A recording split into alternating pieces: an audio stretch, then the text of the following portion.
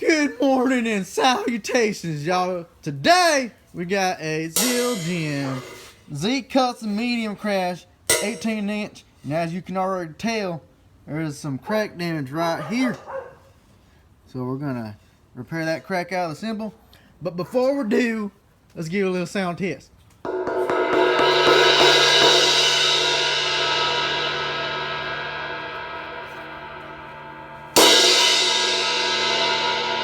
Alright, the cymbal's a little meaty, so let's repair this baby up. Alright, y'all, we're back with the Zildjian Z Custom Medium Crash 18-inch. And as you can tell right here, we repaired the crack, is now as smooth as butter. So let's give it a little sound test.